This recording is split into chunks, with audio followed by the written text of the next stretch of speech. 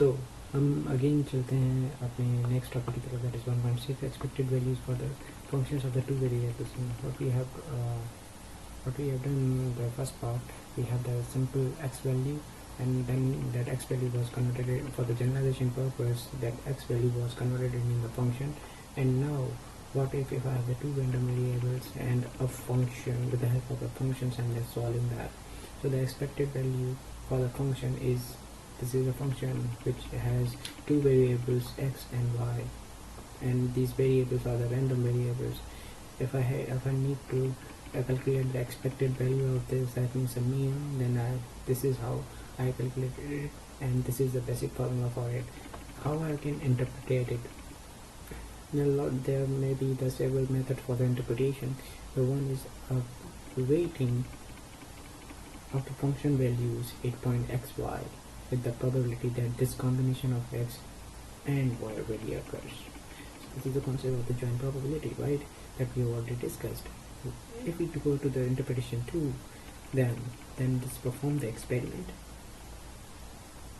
Get one observation for x and y, enter values into the function and observe the corresponding function value, and repeat a large number of the times, compute mean, observe function value, and which implies, this is the same part, the expected value of a function. And the expected value of the function of the two variables, again, the expected value of the function is given by of the two variables is the same formula. What is the mod? Whatever is given as an input, you will always get the scalar quantity, the scalar expectation value. The usual notation is somewhat unclear. This is right. Okay, so this is not very important, but you need to understand. You just have to have the idea of what it is. We have the same joint probabilities, right? And how do I get the expected value of joint probabilities? By this formula. So here x and y are the random variables, placeholder to show that the function depends upon x and y, and do not enter concrete values for x and y here.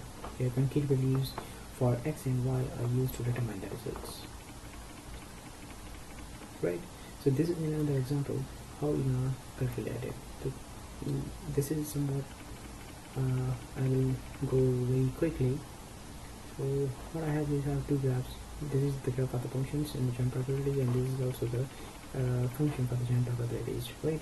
What I have do is I have some values. If I go to the x direction, if x, the function is always 1, right? What I have to do is 1 into the probability this, 1 into probability this, 1 into probability this, 1 into probability this, and 1 into probability this, and everything else is 0.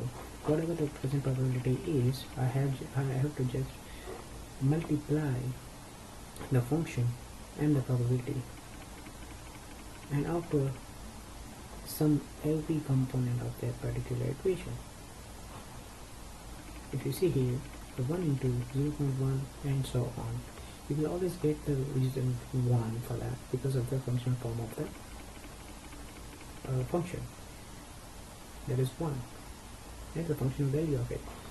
So the reasonable, since it's very reasonable, since the function has always a value 1, right?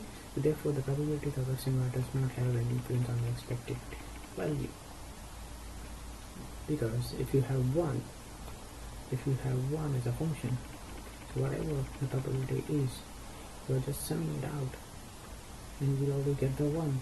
So this is very reasonable, because you always get the 1, and there is no any influence of the probability on the function, right? Because it's always 1, and probability cannot be higher than the 1, right? So what if I just change the values now? Which value do you expect from this function now? So if I have a 0 value, in the first example I have value 1. What if I have 0? Right? So again, when I just multiply it, I will get the 0 answer. What we can interpret from this is, for all the possible combinations of x and y, the function value is 0. For impossible combinations, the function value does not matter. right? Okay, so now there's a third example. What